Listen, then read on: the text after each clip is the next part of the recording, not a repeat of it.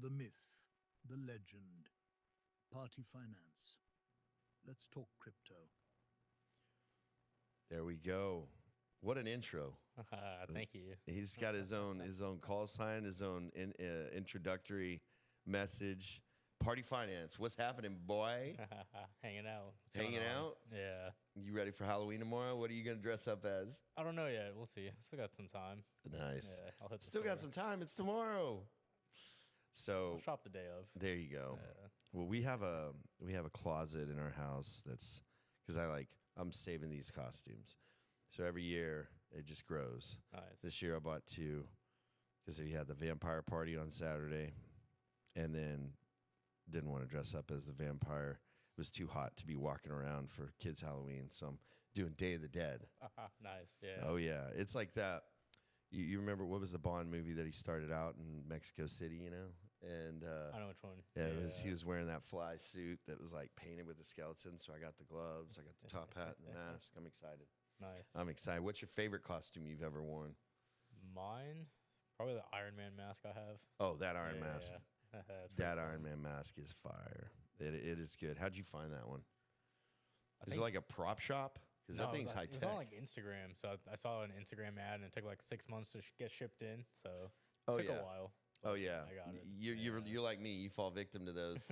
At the point of delivery, you've forgotten you bought them. Yeah, they're like, oh, nice, I got a package. Yes.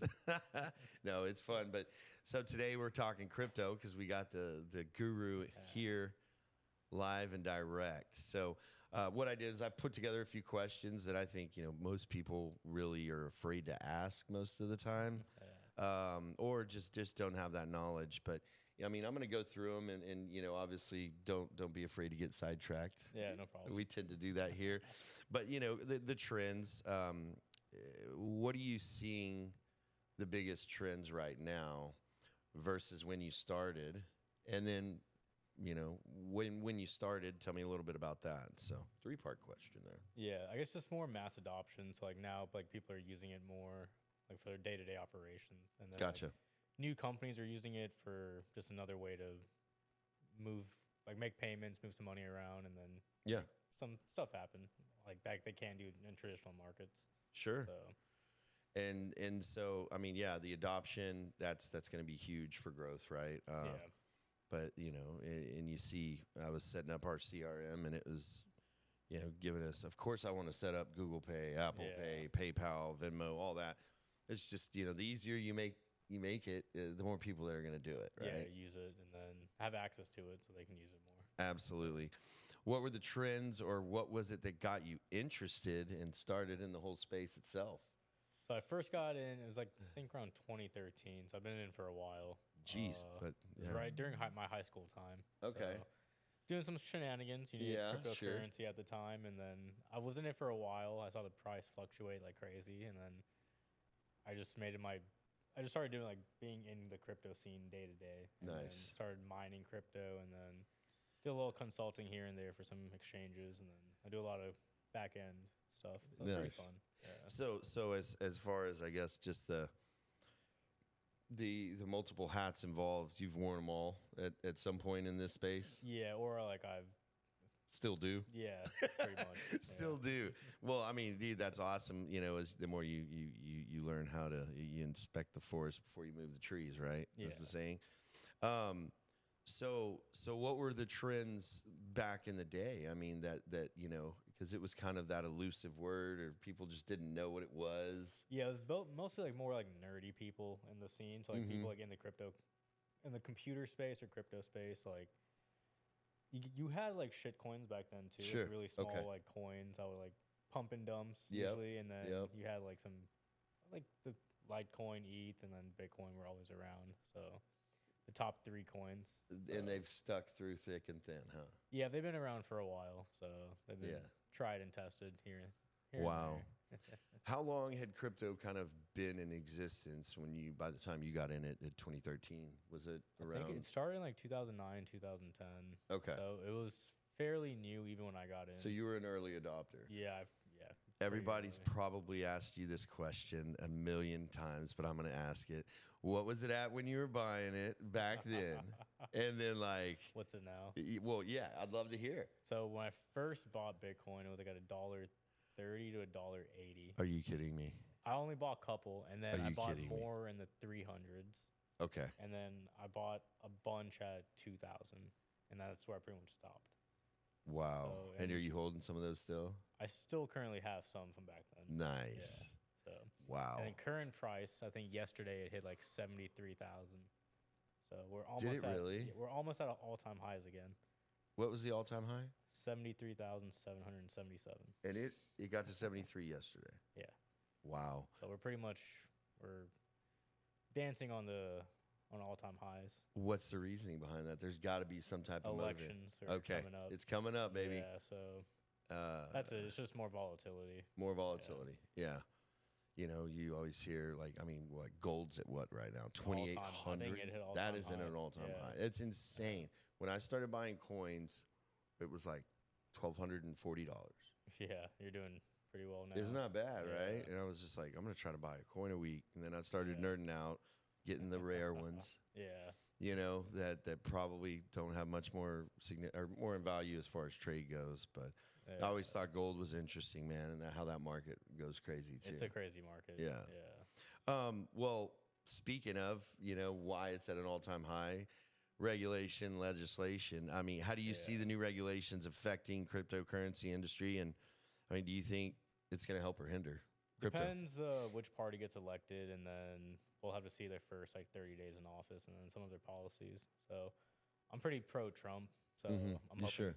he gets elected, and then his policies are pretty much. He wants to make the U.S. Rich pretty much again. dominant in crypto, and right now China's always been dominant. Really? Yeah. So if the U.S. Significantly they control about 80% of the market. Damn. all of crypto, pretty much. Yeah. Wow. Well, if he does get elected in office, Bobby Kennedy, and tell me a little bit about his whole his whole outlook on it and position. Yeah, so he's pretty big on DeFi, like him, and then also Don Jr. They like DeFi a lot, decentralized finance. So Okay. they're pretty big crypto guys. So I think it's Decentralized finance. Yeah. That was a little bit later, but let's just jump right to it. I'd love to learn what's the meaning behind that. And so you have centralized finance, which is like the brokerages, let's say like Binance, Kraken, Gemini, Coinbase. So those are like the main U.S. brokerages. Kraken, I know that one. And then with first Binance, yeah. Yeah, so DeFi is where you're doing everything on chain. So you're swapping in and out of coins. The Okay. fees are higher. It might take a little time. But no one's got their hand in the middle doing nothing but making some. Yeah, pretty much. Yeah. I'd like that too. I love DeFi actually. Yeah, it's fun. It's there's times in certain instances I'm sure you would need those platforms, right? I mean, and that's Just by some getting into space maybe, or getting in space, in and out, and then sometimes certain coins aren't on certain platforms or got it. just not available. So you might have Got to it. go through certain areas to get those certain things. Yeah, well, it makes sense. I mean, they're still there. So I mean, when you were mentioning decentralized finance, you were talking multiple times. It's the altcoins and then the Bitcoin. They're always kind of in the same conversation. Yeah. What are your thoughts on Bitcoin's dominance? I mean, do you think any altcoins could ever surpass Bitcoin? And then, which ones are currently on the radar that you like and worth watching? So I don't think so Bitcoin's pretty dominant. I think right now it holds 53% possibly. I think it'll always stay dominant. Yeah. But the number one stunner. yeah, I think if anything, Ethereum and Solana, they because they have all the other coins running off of them. So all the alts pretty much run off of Ethereum and Solana. And there's some other coins that have their own ecosystem. So it just depends on the time, because there could be 1 month where Solana just has way more volume than Ethereum, or then Ethereum just has way more action going on. So. And as long as you've got altcoins, you're going to have that Solana and ETH, right? Yeah, Solana will always, their market cap will be pretty high, and then same thing with Ethereum. Got it. All these coins that are built on its own ecosystem. So. Nice. And then Bitcoin's just the ultimate, it's been around. This is a It godfather. started the whole thing. So, Yeah. Yeah, it'll always stick around. So. He's that dude that's always just going to get his acceptance to the masters. It's like you ain't gotta do shit, dog. Just show up. Pretty much. Okay. So like in all those little spaces that are like have their own, you know, what are the benefits and what are the risks of getting into those spaces with these altcoins? Just speculation. So let's say like you like a project a lot, and just to buy it, you have to be in the DeFi space. It's not in traditional markets, so then you have to transfer some coins and then do some swaps and bridges, and then you have your access to your coins, and then there you go. So it just depends. Toll Booth Partesh over here. Everyone's, you know, come on in. He'll get you on the road. I like it. I'll help you navigate how to get in and out of certain situations. Very nice.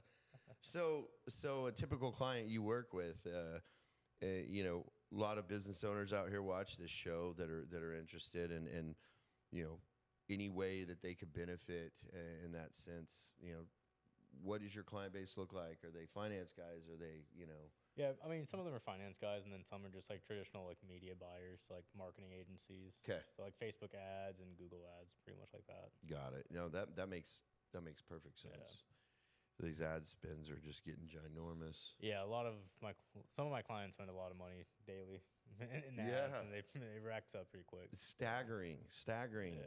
More Spend on ads than my last company did in revenue in a year. Yeah. Speaking of Google, though, did you read today that Russia sued them for $1 tazillion? It's an unpayable amount. That's so funny, yeah. Because they were blocking like YouTube channels from them or something. So like, they didn't have access under, it's. I mean, look at it. It came out this morning. I was reading a little bit about it, but it's like. So I'm guessing like Russian court or like U.S. Correct. Oh yeah. The Russia Supreme Court. Okay, yeah. Sorry. Yes, the Russia Supreme Court basically, putting a judgment on them. Put a judgment on them. Basically, pay for this a or TEZILLION. Tazillion. That's hilarious. I know. Yeah. It's not the world's economy. Yeah. What is that? Why would they do that? Basically saying that you'll never have or you're never stepping foot in Russia. Okay. Stay away. Stay away. Yeah. Basically. And as rich as Putin is, he's got to throw a number out like that, right? Yeah. $1 billion. Google be like, I'll do that in a day. Yeah. Jeez. Yeah, they did do 83 billion last quarter reported earnings. I mean, that's pretty. What is their Alphabet? Is their parent company? Yeah. So the other coins, in addition to, I would say, you know, you're hearing a lot of like NFTs and tokenization. I mean, I think we've had a conversation about where NFTs could be beneficial. Yeah, so like I have like a bunch of I go to like crypto conferences, so I have like badges and stuff. So some of them are actually NFTs. Nice. So, like, it just shows you like, hey, you've been here. Yep. You've been a part of it. And if you go like I think like a couple times, they'll give you like awards, like saying, hey, if you've been 4 or 5 times, you're nice. One. So. And I remember you mentioning it, and I was like thinking about it. I did the same thing when I was like a kid through my teens. I saved my concert tickets and shit like that. So, I mean, and that would be really cool. And then, you know, some of these concerts upcoming, or say you buy an album, you can get the NFT, or there's a Willy Wonka NFT in there that like gets you backstage to meet the artist or something. That'd be dope. And then, I mean, obviously there's a market for it. You could sell it or it could trade. Pretty much, yeah. It has its own like third-party market. Fuck so, dude. I think there's a lot of value in those. And, you know, people like for artwork even, you were saying like, I own this piece of art, so I can wear it right here or whatever, or own the NFT. You know, I think it would be dope. Like, as I'm looking at mine right here, you have that, but you know, it's almost like you know, those tenants like that are these art storage for the rich. Yeah. And they're always in cargo or deliverable entrance. Yeah. So they're not paying taxes on it. Like, it's just in limbo, right? It's just this one of the biggest loopholes ever. But then, you know, if that original, and you could have that NFT and have one of those Samsung frames, you know. Oh yeah, and display it. Post it up there, but like everybody knows that's yours. That would be super cool. Yeah, some people do display it. They have I have some in my office, little display NFT display thing. You got to show them to me. I've never seen them. It's on my desk. It's like a little looks like it's like a cell phone thing. But I'll show you. Does the battery run out? Do you have to charge it? It's always plugged in, but it has like it can stay on for like 12 hours. Nice. So it's like a little USB-C. Oh yeah. I like that, man. And it's a tokenization. What do you, I mean, what are we talking about here?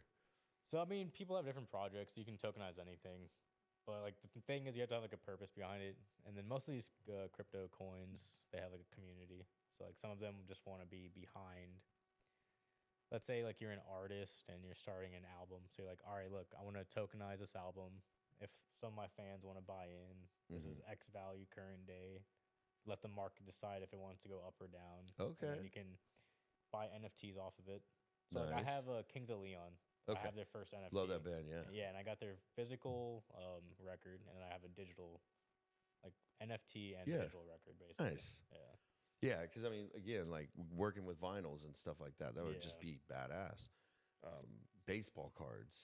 You know, that industry is just... It's insane, yeah. Dude. Nowadays, I heard you have like X-ray machines and MRIs where they're scanning all the cards and packages so they can see. Layer What? by Are you layer. kidding me? Yeah. No, dude. And those are the assholes that are buying all those big booster boxes. So you can't. Yeah. And they'll scan it and then they'll just sell it on eBay probably after you know. Once they know what's in it, or they'll open it themselves and then pick out the cards and then cherry pick them. Yep, sell it, pretty much. yeah. So. I mean, dude, I got into the cards with my son. That was kind of fun. And you want to talk about like value though? Like they were doing this grab bag at this card show, and it was like $20 for a like a mystery pull. Oh, okay, wow. Yeah. and so it was like $200 though per, and they're like, no matter what, you're gonna get $200 worth of cards. So, but then they had pictures on this big ass like board of what were still available. Yeah, well, you could win. Yeah, and it was like a Steph rookie, Steph Curry rookie, and it had, I mean, dude, at the time, I think it was like Herbert and Burrow, like all their rookies. But so my son does it. He gets like a badass autographed, like a college card, but it was their rookie in NFL. But I mean, it was like a signed college, and I guess they're not in their team jerseys. They're a little bit less than value. So, but he was like, it's all good. You know, I'm happy with it. Could have been worse. Yeah, it could have been worse. And then my daughter goes up there and she's all like, all right, it looks like they might even have Pokemon cards in their dad. So I was like, cool.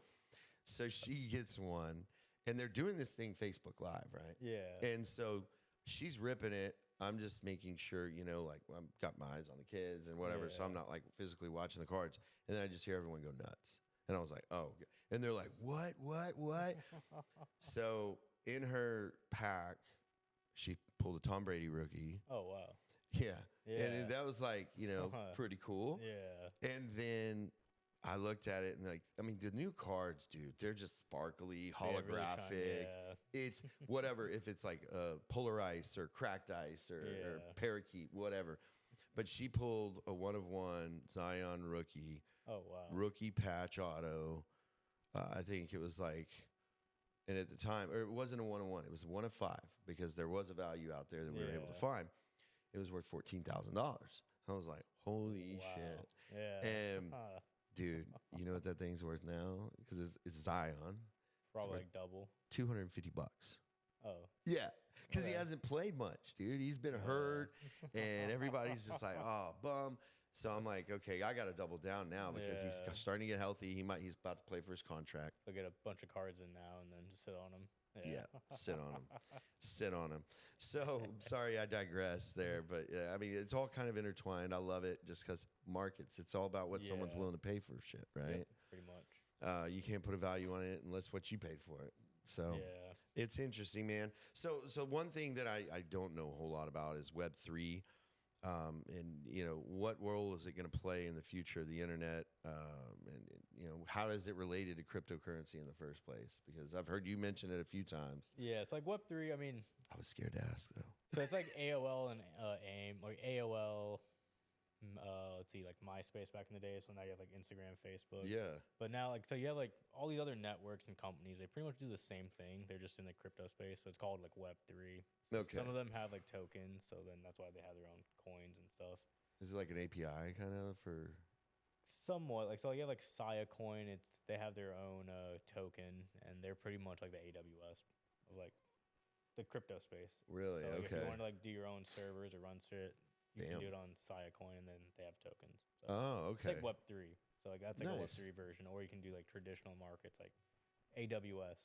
Yeah. And pretty much same thing. Really? Okay. Yeah. But so Web3 is just one of those. It was kind of like the founding father of it all, and Pretty much, it's just like the crypto companies. Like you have like other companies doing the same things, but these are just like the more crypto focused, and they just Gotcha. transact in crypto. okay, Basically. cool.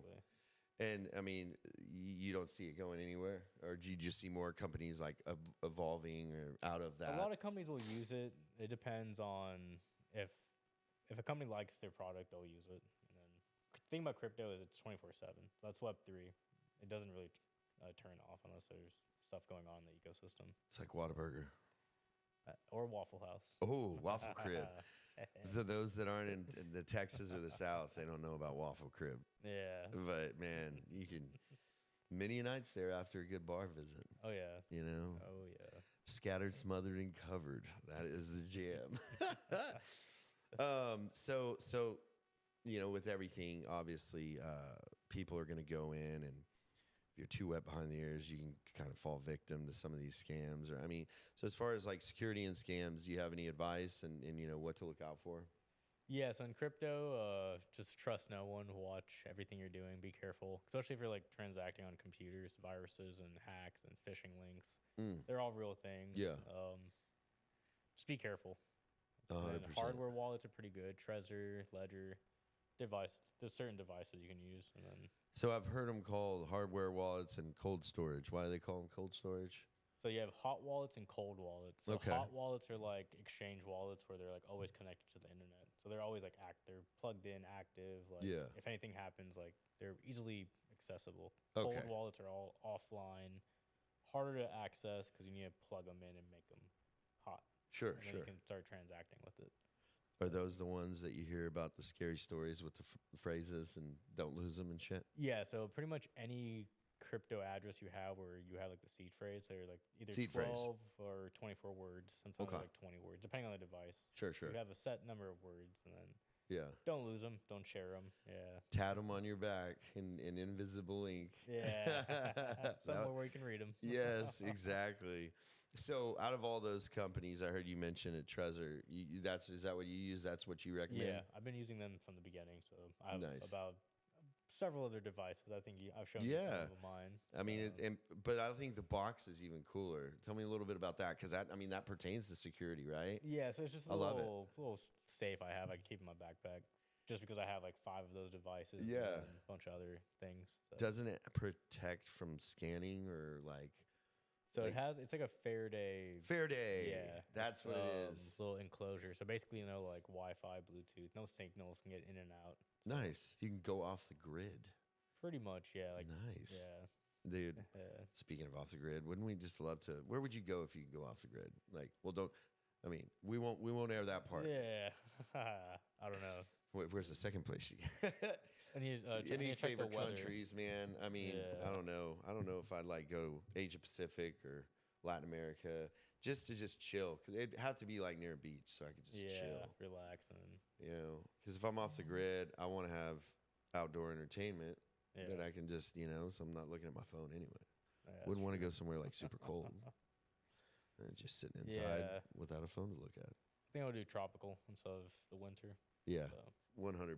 yeah. You went to you had a cool vacay this summer, right? Yeah, I went to Colombia. Colombia. Cartagena. Yeah. That's awesome. I mean, is it so as far as like cost of living, but you're seeing a lot of people that are work from home like move there just because, specifically Californians, because the money goes so much further than what a $800,000 shitbox would cost them in LA, right? Pretty much. Yeah. Size of this coffee table here, but in Colombia, I mean, what was your spending experience like? Commerce, I mean, what did you see it that significant or? So what I was doing, I mean, it was pretty much on the higher end, but you can, I mean, your money goes farther. Yeah. Like you can stretch it pretty far. But the higher end was it was less. It was still, expensive. yes. What I was doing there, if you're trying to do it here, it'd be like 4 times, 5 times. Wow, 4x. Pretty Yeah. much, Well, I mean, the yacht was pretty nice. I saw the pictures of that. That was cool. Yeah, some fun stuff. Was it? So you were near the coast, though, right? Or did Yeah, you, okay. it's right on the coast. What city? Cartagena. Cartagena. Yes, because Medellin's more like interior, right? Yeah, I think that's more inland. Nice. So. You still got views though. Those mountains, man, they're sick. It's really nice. Yeah, that's on my bucket list. So, you know, as far as the institutional adoption, we were talking about that, and you said that's what's going to make the scope of it grow. What's the first big domino to fall, like, that you think when you just say it's happening? I mean, institutions are already getting in. You have now like a crypto ETF, so like mass adoption's coming. Institutions are in. They're slowly getting in more. Family offices are growing like crazy, and they're pretty young too, so they like crypto. So I can see a lot of money flowing into the crypto markets within the next 5 to 13 years. Like, Nice. I could see the market cap pretty much 3 to 8x by then.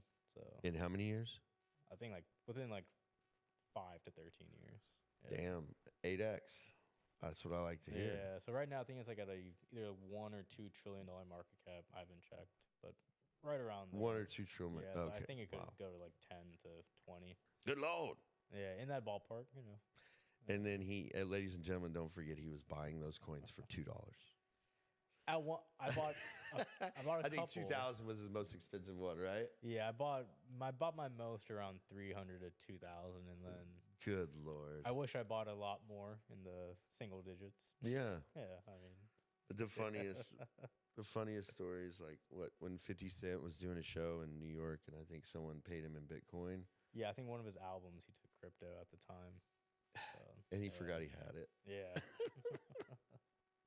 You know, he owns he sold vitamin water too, back to Coke. Yeah, I think he made like 50 million off that deal. Like he made a lot of money. I don't know. I love it. exactly. Yeah. I love it. So one last thing, I know it's not like huge in the crypto space, but there could be kind of like it could weave in. They're saying that the biggest transfer of wealth is about to happen with the boomers, you know, going to the next generation.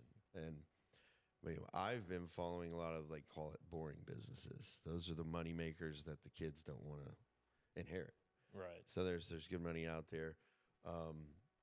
You know, what is your transfer of wealth? Do you think that that's going to maybe happen in kind of co-line with the adoption? Yeah, I think it is, especially now.